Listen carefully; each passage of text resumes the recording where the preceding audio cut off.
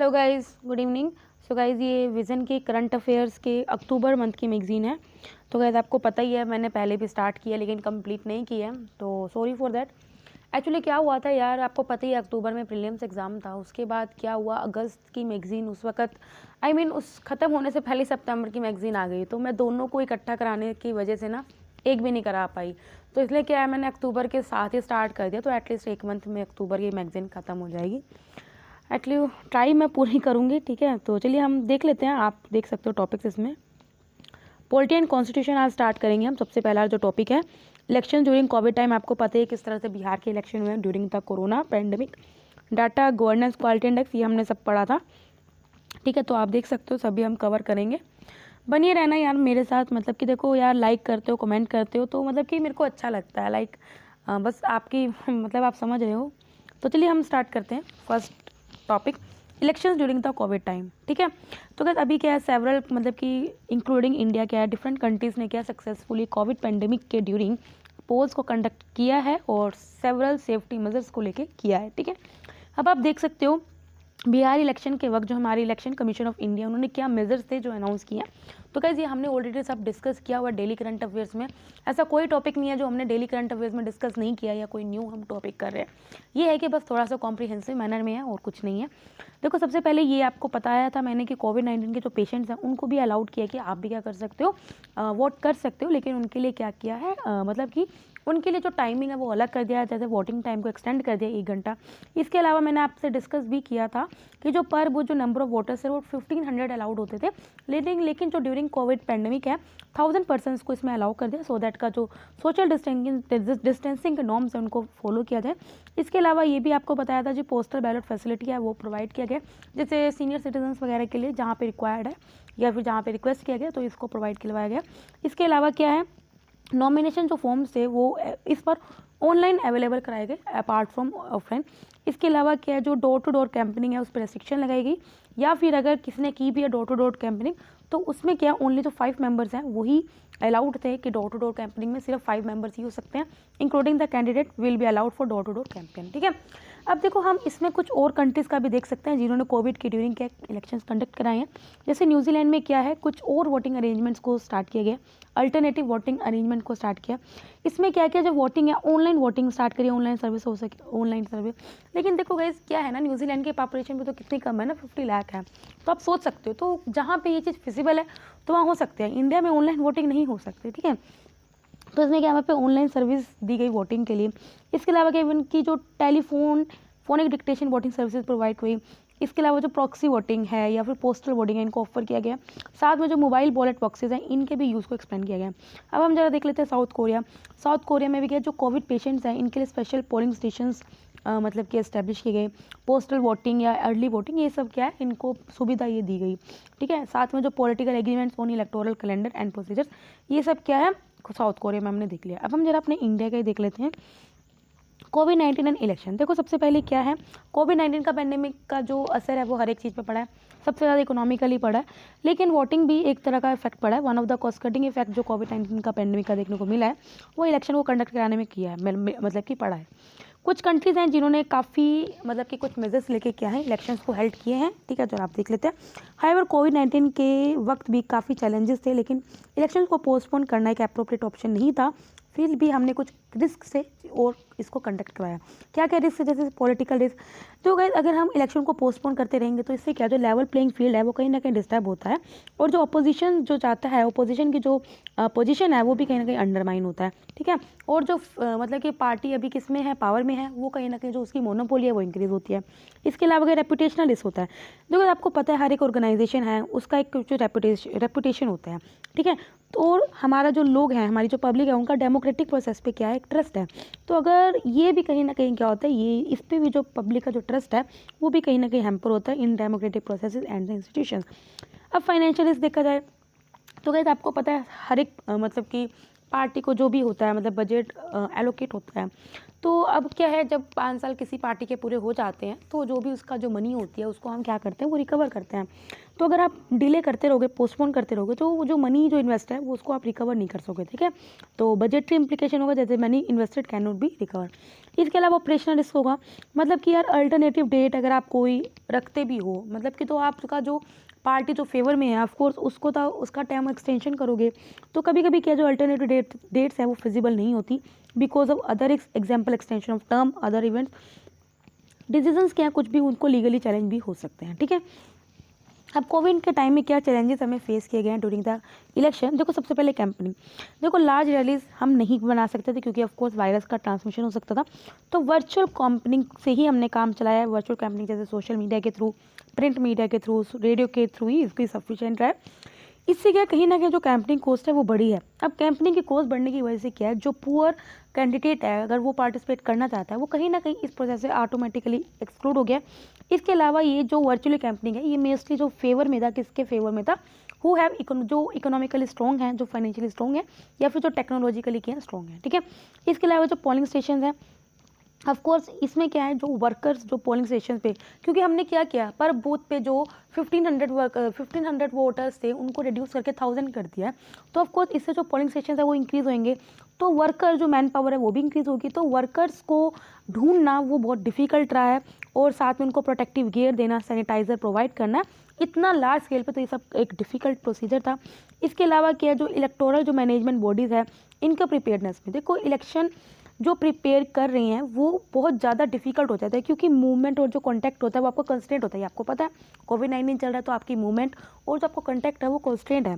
तो जो मोस्टली जो इलेक्टोरल मैनेजमेंट बॉडीज़ हैं उनके ऊपर जो एडमिनिस्ट्रेटिव जो प्रेशर था वो बड़ा है।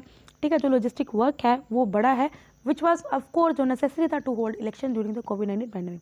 अब टर्न आउट क्या है, देखो जब आपको पता है कोविड-19 पैंडेमिक है तो ऑफकोर्स जो लोग हैं वो कम ही आएंगे वोट करने, तो कहीं ना कहीं जो टर्न आउट है, वोटर के टर्न आउट है, उस पर कहीं ना कहीं इफेक्ट पड़ा, क्योंकि इलेक्शंस जब हम रखते हैं, इलेक्शंस हम क्यों रखते हैं, इसमें क्या हर एक बंदा पार्टिसिपेट करता है, इक्वल लेवल ऑफ पार्टिसिपेशन होता है across different groups in our society, high turn out होता है। लेकिन अगर पैंडेमिक के दौरान अगर आप इलेक्शन रख रहे हो, ये कहीं ना कहीं जो टर्न आउट पे क्या है इम्पैक्ट पड़ेगा, और ऑफकोर्स वो रिड्यूस होगा ही होगा। इसके अलावा कि ट्रांसपेरेंसी पे कहीं ना कहीं एक ब्लॉकेज है, क्योंकि जो नॉर्मली जो इलेक्शंस मॉनिटर किए जाते हैं वो डोमेस्टिक या फिर इंटरनेशनल ऑब्जर्वर ग्रुप्स के द्वारा मॉनिटर किए जाते हैं, ये देखने के लिए कि जो प्रोसेस चल रही है वो लॉफुल ही चल रही है। ठीक है, लेकिन कोविड-19 इलेक्शंस में जो सिचुएशन रही है ऑब्जर्व करने की, इलेक्शंस को मॉनिटर करने की, वो डिफरेंट रही है। ठीक है, तो ये कहीं ना कहीं जो ट्रांसपेरेंसी है उसमें कहीं ना कहीं ब्लॉकेज देखने को मिला है। ठीक है, अब हम क्या मेजर्स लिए हैं कंडक्टिंग इलेक्शन के लिए ड्यूरिंग कोविड के दौर। सबसे पहले क्या जो पॉलिटिकल कंसेंसस है sustaining detection where it is made on the electoral calendar and the procedures to avoid political friction and not undermining the legitimacy of the electoral result। मतलब यार जो भी रिजल्ट आए आप उसको मानना है, ऐसा नहीं है कि यार इलेक्टोरल रिजल्ट की आप लेजिटिमेसी पे कोई डाउट कर रहे हो। ठीक है, स्पेशल वोटिंग अरेंजमेंट करी है ऑफकोर्स ताकि जो वोटिंग है लोग सब कास्ट कर पाए। वोटर्स को क्या है वोटिंग मेथड्स ऑफर किए गए हैं ताकि क्या है लोग आपस में जो डायरेक्ट कॉन्टैक्ट है उसको मिनिमाइज़ कर सके और हर एक पोलिंग स्टेशन पे जो क्राउड साइज है उसको रिड्यूस कर सके, जैसे ऑलरेडी बता चुके 1500 से 1000 किया। इसके अलावा ऐसे मेजर्स को अडेप्ट किया है ताकि जो इन्फेक्शन का जो रिस्क है वो रिड्यूस किया जाए, जैसे मास्क की अवेलेबिलिटी ऑफर की प्रोवाइड की गई, अदर जो प्रोटेक्टिव मटीरियल्स हैं वो अवेलेबिलिटी करवाई गई, या फिर जो और वोटिंग सेंटर्स हैं उनको ओपन किया गया और वोटिंग पीरियड भी एक्सटेंड किया गया। ये हमने सब पढ़ा है कि वोटिंग पीरियड जैसे हर एक 1 घंटा हमने एक्सटेंड कर लिया। वोटिंग सेंटर्स ऑफकोर्स खुलेंगे जब 1500 से आपने 1000 कर दिया है। हर वोटर एजुकेशन प्रोवाइड किया है कि हर एक बंदे के पास वोटर एजुकेशन जाए, specially to all the gender.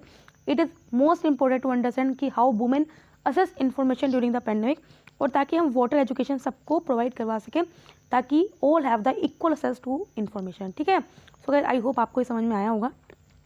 Next news पे बढ़ते हैं हम अपनी डाटा गवर्नेंस क्वालिटी इंडेक्स। तो गाइस हमने सब अच्छे से पढ़ा था ये।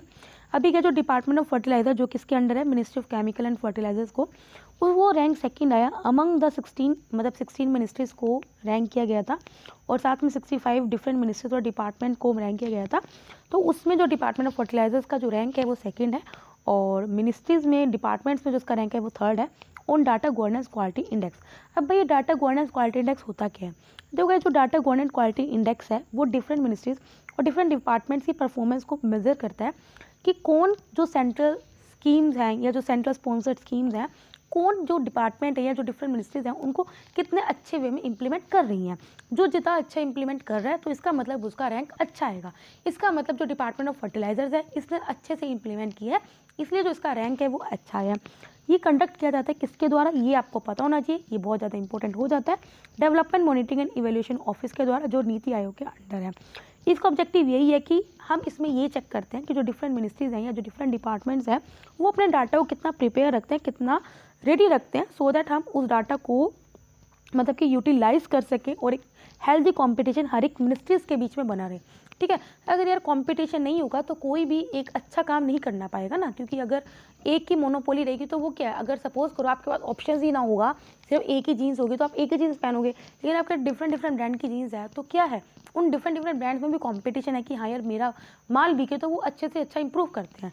ठीक है, तो ये हम इसलिए करते हैं ताकि जो डिफरेंट डिपार्टमेंट्स हैं या डिफरेंट मिनिस्ट्रीज़ हैं उनमें एक हेल्दी कंपटीशन बना रहे और वो सब खुद को क्या कर सके, इंप्रूव कर सके और कॉपरेशन को हम क्या कर सके, प्रोमोट कर सके। इससे क्या होगा, जो इम्प्लीमेंटेशन फ्रेमवर्क है गवर्नमेंट पॉलिसीज़ का, गवर्नमेंट स्कीम्स का या गवर्नमेंट का जो प्रोग्राम्स हैं ताकि हम डिफरेंट अपने गोल्स को अचीव करें, वो इंप्रूव होता है। अब मेजर थीम क्या थी, तो डाटा गवर्नेंस क्वालिटी इंडेक्स ही, वो data generation, data quality, use of technology, data analysis, use and dissemination, data security and HR capacity and case studies. ठीक है, अब हम देखते हैं कि हमारा गवर्नेंस में डाटा का क्या रोल है। देखो अभी आपको पता है स्मार्टफोन्स का कितना ज़्यादा लोगों के पास एक्सेस है, इंटरनेट भी अफोर्डेबल आपको एक्सेस मिल जाता है। इस वजह से क्या है, जो इंडिया क्या है वो second largest internet user country बनी हुई है वर्ल्ड में, जिस वजह से हमारी जो डिजिटल इकोनॉमी है वो स्ट्रेंथन होगी। ठीक है, मतलब जितना ज़्यादा डाटा गवर्नेंस मतलब डिजिटली, सिंपल बात है कि हमारी डिजिटल जो इकोनॉमी है वो बढ़ेगी। इससे अलावा क्या है, हम डिसीजन अच्छे ले सकते हैं। अभी क्या है, टेक्नोलॉजी एडवांस हो रही है जिसकी वजह से क्या है, large volume of data generate होता है, डिफरेंट टेक्निक, जिससे क्या है जो हम लोग डिपेंड हैं बिजनेस का डाटा डिसीजन मेकिंग पे, वो इंक्रीज़ होगा। पॉलिटिकल अकाउंटेबिलिटी, देखो गाइस अभी क्या है, जब डिफरेंट मिनिस्ट्रीज़ का जो डाटा है ऑनलाइन पड़ा रहेगा तो जो वो क्या है अकाउंटेबल रहेगी, जो क्या है जो मतलब कि गवर्नमेंट है वो अकाउंटेबल रहेगी, ट्रांसपेरेंसी में काम चलेगा। ठीक है, अब क्या है, जो गवर्नमेंट का डाटा जब ओपन रहेगा तो वो एक पॉलिटिकल अकाउंटेबिलिटी क्रिएट करेगी, जो इकोनॉमिक वैल्यू जनरेट करेगी और फेडरल इनिशिएटिव्स के जो क्वालिटी है उसको इम्प्रूव करेगी। इससे क्या होएगा, जो बिग डाटा एनालिटिक्स का जो बेनिफिट है वो देखने को मिलेगा।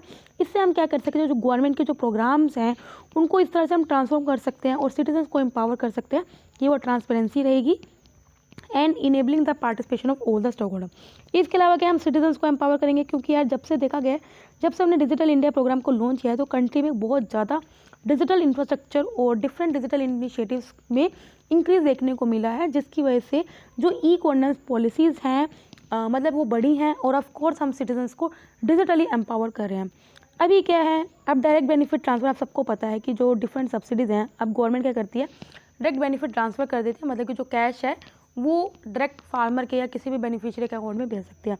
तो उस डायरेक्ट बेनिफिट ट्रांसफ़र को हम रियल टाइम में मॉनिटर कर सकते हैं कि भी ये कहीं किसी गलत मिसयूज़ तो नहीं हो रहा ना पैसा, तो उसको आप रियल टाइम में मॉनिटर कर सकते हो to prevent leakage. It will also need to base improvisation in the governance without any lag. इसके अलावा क्या है, एडमिनिस्ट्रेशन एफिशिएंट होगा ऑफ कोर्स। अब क्यों, क्योंकि हर एक डाटा को आप क्या कर रहे हो, ऑनलाइन पुट कर रहे हो, तो इसमें क्या है, जो डिफरेंट पॉलिसी मेकर्स हैं या जो रिसर्चर्स हैं वो क्या करेंगे, डाटा को प्रोसेस करेंगे ताकि मतलब कि हर एक जो पर्सन है उसके पास अवेलेबल रहे, जिससे जो हर एक जो प्रोग्राम है जो उसकी एफिशिएंसी है वो भी क्या करेगी, इंप्रूव होगी। अब ये चैलेंजेस क्या हैं, देखो सबसे पहले कि डाटा को कलेक्ट करना ये सबसे अपने में बहुत बड़ा चैलेंज है। कलेक्शन ऑफ डाटा एक बड़ा इंपॉर्टेंट टास्क है गवर्नमेंट का, क्योंकि जो हम डाटा रिसीव करते हैं वो डिफरेंट ऑनलाइन या डिफरेंट ऑफलाइन चैनल से हम रिसीव करते हैं और फिर डाटा को शेयर करना बिटवीन डिफरेंट डिपार्टमेंट और डिफरेंट मिनिस्ट्री एक बड़ा खुद में एक चैलेंज है। ठीक है, मोर ओवर इसके अलावा क्या है, डिफरेंट जो मिनिस्ट्रीज हैं या डिफरेंट जो डिपार्टमेंट्स हैं उनमें जो नेगोशिएशंस हैं मतलब कंसिस्टेंट नहीं है। ठीक है, there is a lack of consistent dialogue and the coordination between the key stakeholder. इसके अलावा क्या है, देखो यार डाटा को गवर्नेंस करने के लिए पॉलिटिकल विल की बहुत ज़्यादा ज़रूरत चाहिए और हमारी जो पॉलिटिकल विल है वो कहीं ना कहीं क्या है, कम ही है। डाटा ड्राइवन पॉलिसीज़ हैं वो रियलिस्ट हैं और लॉन्ग टर्म बेनिफिट्स आपको प्रोवाइड करेगी, लेकिन इसके लिए आपको पॉलिटिकल विल की ज़रूरत है, लेकिन ये कहीं ना कहीं अगेंस्ट जाएगी, अगेंस्ट द पॉपुलर विल। इसलिए जो स्ट्रॉन्ग पॉलिटिकल विल है वो रिक्वायर्ड है टू इम्प्लीमेंट सच पॉलिसीज़। तीसरा क्या, प्राइवेसी कंसर्न है। ठीक है, अभी आप देखो इंटरनेट क्राइम रिपोर्ट 2019 के अकॉर्डिंग इंडिया का जो रैंक है वो 3rd है वर्ल्ड में अमंग द टॉप 20 कंट्रीज जो इंटरनेट क्राइम से विक्टिम है, मतलब साइबर क्राइम इंडिया में बहुत ज़्यादा है। अब क्या, डाटा की प्राइवेसी बहुत ज़्यादा इंपॉर्टेंट है बिजनेस के लिए, गवर्नमेंट के लिए, और पब्लिक का जो जनता का जो ट्रस्ट है गवर्नमेंट पे वो बहुत ज़्यादा इंपॉर्टेंट है। इसलिए कोई भी अगर कॉन्फिडेंस का ब्रीच होता है, कोई भी अगर भरोसे को तोड़ता है बाय रिगार्डिंग ठीक है, डाटा दैट इज़ करेक्टेड या जो गवर्नमेंट के द्वारा प्रोसेस किया जा रहा है वो कहीं ना कहीं उसका जो कॉन्सिक्वेंसेज होंगे वो बहुत सीरियस होंगे। ठीक है, रैमिफिकेशन का मतलब होता है उसके जो कॉन्सिक्वेंसेज होंगे वो बहुत बहुत।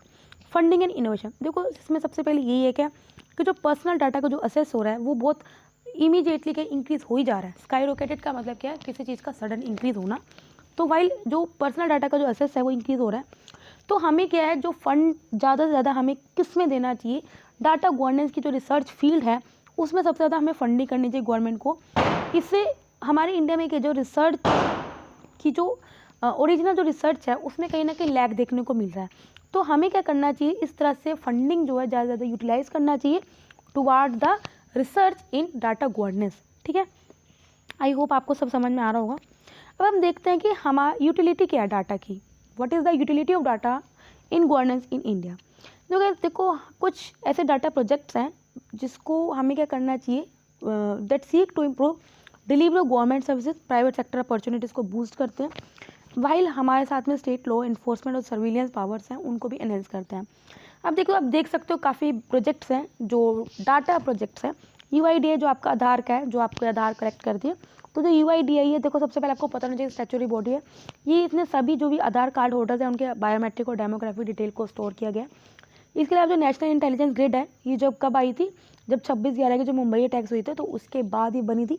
ये क्या करती है, मतलब कि जो डिफरेंट जो बॉडीज़ हैं हमारी इन्वेस्टिगेशन, जैसे इमिग्रेशन, एंट्री, एग्जिट, कौन माइग्रेट कर रहा है, कौन एंट्री कर रहा है, कौन एग्जिट कर रहा है, पूरे इंटेलिजेंस जो डाटा है उसको क्या करती है, इकट्ठा रखती है।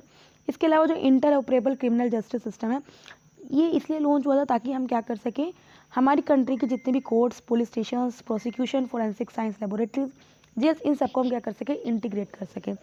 DNA डाटा बैंक इसलिए आया था ताकि जो DNA technology use and application bill आया था 2018 में, इसमें हमने क्या किया था, रीजनल लेवल पे और नेशनल लेवल पे डाटा बैंक्स को सेटअप किया था for both criminal and the civil matter. तो गाइस ये हमने पढ़ा भी था पूरा DNA टेक्नोलॉजी बिल।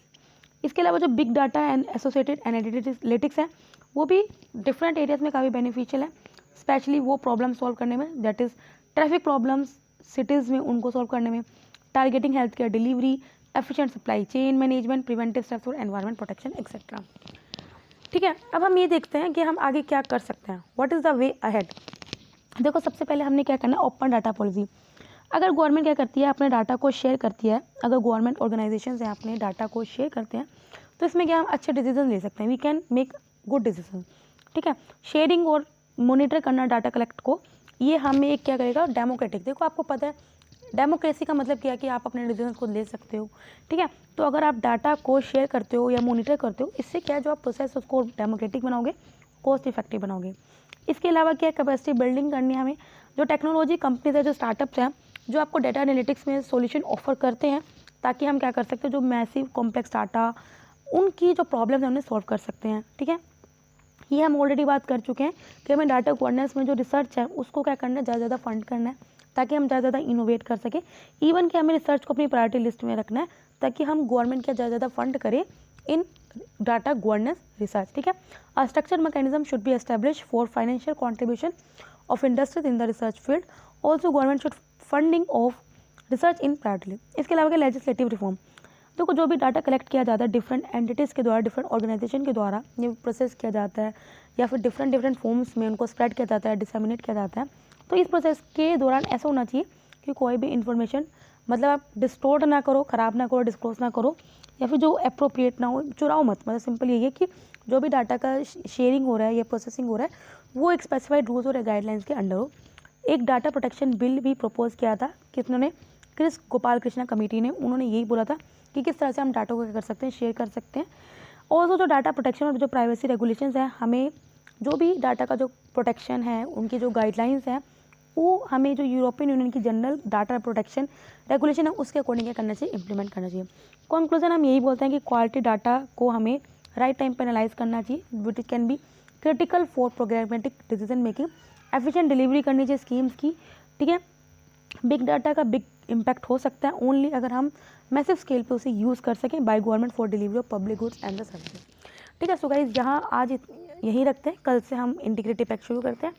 तब तक के लिए बाय बाय, टाटा। अच्छा लगे तो लाइक करना, कोई भी डाउट हो कमेंट करना। तब तक के लिए बाय बाय, टाटा।